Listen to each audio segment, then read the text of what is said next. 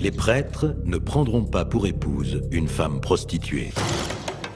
Cela peut sembler évident qu'un homme de Dieu ne soit pas autorisé à épouser une femme négociant ses charmes, mais on peut penser que ce passage s'inspire de faits réels, aujourd'hui tombés dans l'oubli. Cela veut donc dire que plus d'un prêtre a dû épouser une prostituée. La plupart des prostituées pratiquaient leur activité dans des maisons closes qui disposaient de petites chambres et de dalles en pierre en guise de lit.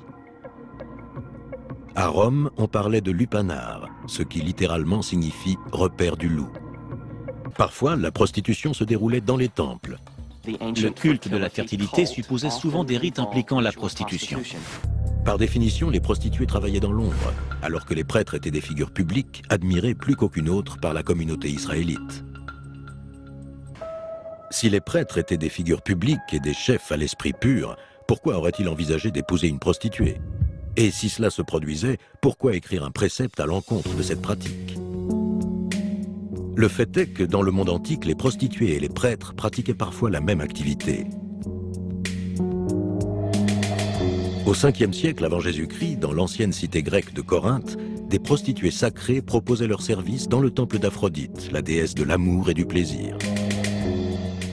Et en 464 avant Jésus-Christ, un homme du nom de Xénophon a offert 100 jeunes filles au temple en signe de gratitude.